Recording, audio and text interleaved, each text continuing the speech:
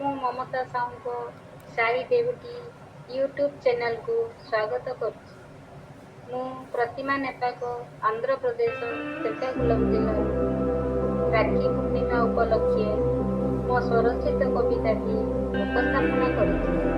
କବିତାଟି ଶୁଣି ନିଜର ମତାମତ ଦେବେ। ଲାଇକ୍, କମେଣ୍ଟ, ସେୟାର ଆଉ ସବସ୍କ୍ରାଇବ୍ ନିଶ୍ଚୟ କରିବେ।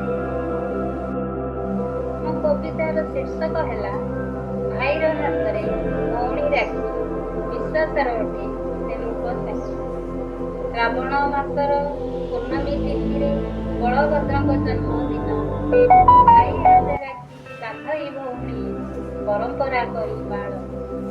ଭାଇ ଭଉଣୀର ପ୍ରେମର ସନ୍ତକ ସାଜିଥାଏ ହାତେ ରାକ୍ଷୀ। ଜନମ ଜନମ 7 ଜନ୍ମ ପାଇଁ ରହିଥାଏ ହୋଇ ସାକ୍ଷୀ। ଭଉଣୀ ସଜାଏ ପୂଜାର ଥାଳି ସେ ଭାଇର ମଙ୍ଗଳ ପାଇଁ। କପାଳେ ଚନ୍ଦନ ମସ୍ତକେ ଚାଉଳ ଦେଇ ବାନ୍ଧେ ରାକ୍ଷୀ ସେ। ରକ୍ଷାର ବନ୍ଧନ ଭଉଣୀର ମାନ, ହଳଦୀ ସୂତାର ଖିଅ। ସମ୍ପର୍କଟି ଭାଇ ଭଉଣୀ ସମ୍ପର୍କ ସବୁଠୁ ଅଟଇ ପ୍ରିୟ। ରାକ୍ଷୀ ନୁହେଁ ଖାଲି ସୂତା ଖିଅଟିଏ, ଛିଡ଼େଇଲେ ଛିଡ଼ି ଯିବ। ଭାଇ ଭଉଣୀର ମମତା ବନ୍ଧନ ଜନ୍ମ ଜନ୍ମ ରହିଥିବ। ଆଶାର ପ୍ରତୀକ ପ୍ରେମର ସନ୍ତକ ସୂତା ଖଣ୍ଡେ ଭଉଣୀର। ସ୍ନେହ ଯେ ଦେଇ ସାଇତି ଥାଏ ସେ ଅସୁମାରୀ ଆଶା ତାର। ମହାଭାରତରେ ଏପରି ବନ୍ଧନ ପ୍ରମାଣିତ ଅଛି ଶାସ୍ତ୍ରେ। ଶିଶୁପାଳ ବଧେ ରକ୍ତ ଝରୁଥିଲା କୃଷ୍ଣଙ୍କର ବାମ ହସ୍ତେ। ରକ୍ତକୁ ଦେଖିଣ ଭଉଣୀ ଦ୍ରୌପଦୀ ଶାଢ଼ୀ ଚିରି ବାନ୍ଧିଥିଲେ। ଭଉଣୀର ଭକ୍ତି ଦେଖିଣ ଶ୍ରୀକୃଷ୍ଣ କଥା ତାଙ୍କୁ ଦେଇଥିଲେ। ସବୁ ଜନ୍ମେ ତୋର ରକ୍ଷା ମୁଁ କରିବି, ଭାଇର ବଚନ ଏହି।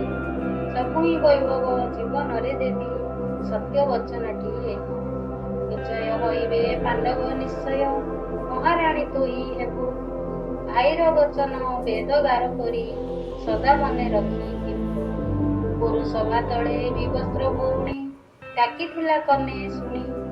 କୋଟି ବସ୍ତ୍ର ଦେଇ ରକ୍ଷା କରିଥିଲେ ଲଜ୍ଜା ମହତକୁ ଭୁଲି। ବିଖ୍ୟାତ ଉତ୍କଳ ଏବଳ ଦେଉଳ ଜଗା ବଳିଆଙ୍କ ହାତେ।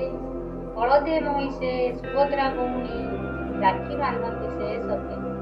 ସୂତା ନୁହେଁ ତ ଅମୂଲ୍ୟ ରତନ, ଭାଇ ଭଉଣୀଙ୍କ ପବିତ୍ର ବନ୍ଧନ।